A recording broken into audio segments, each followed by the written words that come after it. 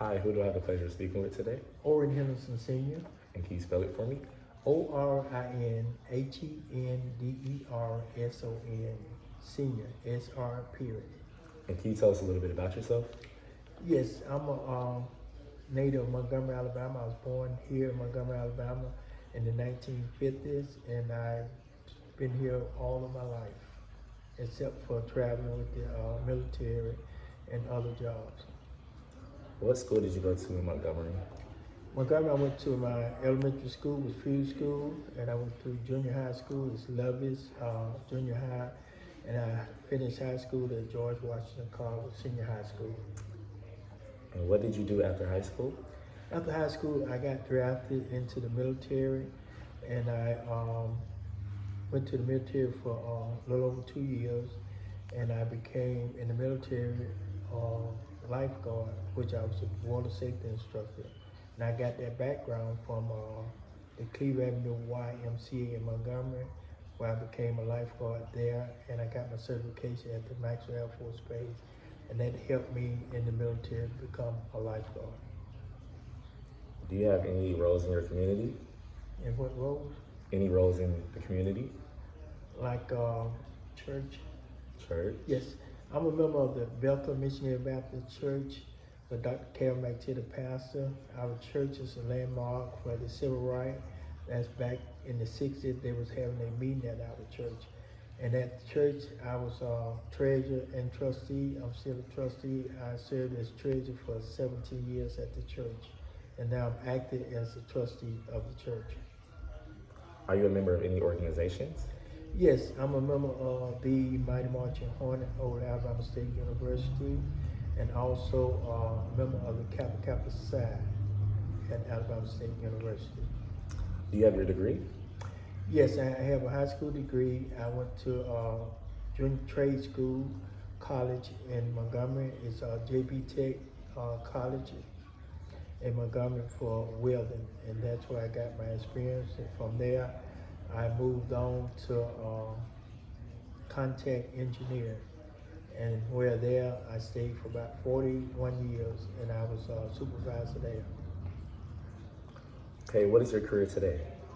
My career today, I'm a retired military. I'm retired for contact engineer for 41 years, and I also work at the funeral home here in Montgomery. It's the Philip O'Reilly Funeral Home, and I also do work at Alabama State as one of the band photographers.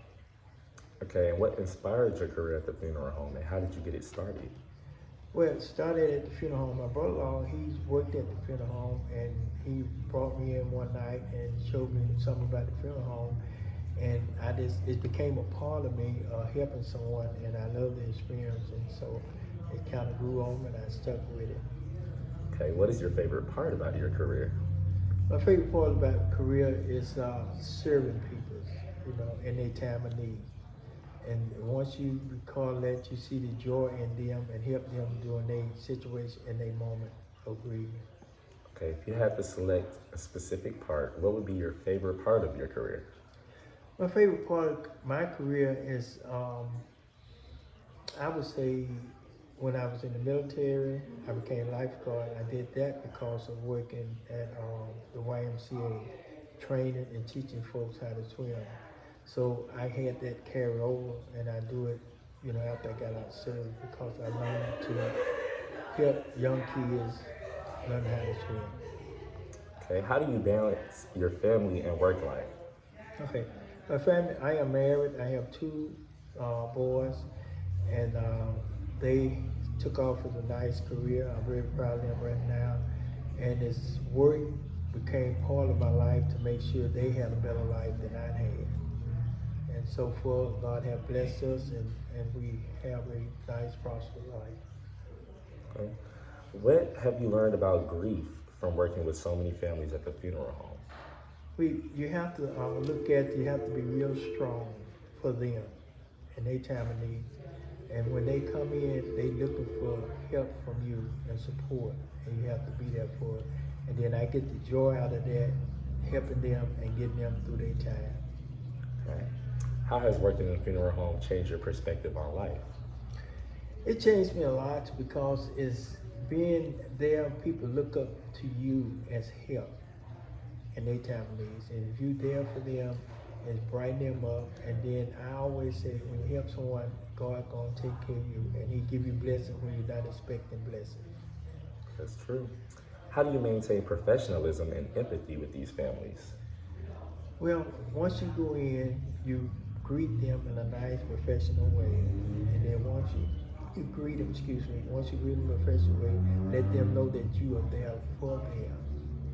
Okay, once you let them know you're there for them, and then they will calm and relax, and then they know that they're at a safe, nice place and someone to help them, and that's what you want to do.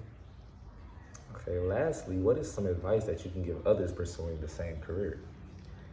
I would say if you come and you have to come and want to do something for someone, and then this is something that will carry you on. It's not a career that's gonna fade away.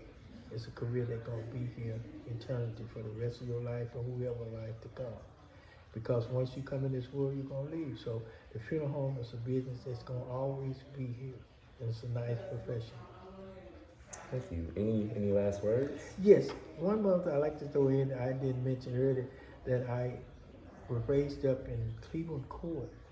That's a landmark for the Montgomery bus boycott.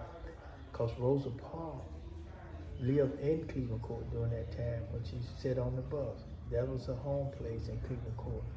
And then that made me a better person. I came up during all that time, and I was here when the Selma to Montgomery movement came through here. I was in the high school then. We left and became a part of that. And then it learned me a lot that where we at now and what we didn't have back then, and everything has changed. But if you go back and study the history, and Montgomery had a lot to offer you, just come to Montgomery and study the history and learn about the history of this bus boycott. Yeah, it's a very historical place. All right, thank you so much for the interview. And I thank you. I appreciate you. And may God bless you and continue to do well. Thank you so much. And we're out. Look at that. Did I do good or did I? You did good.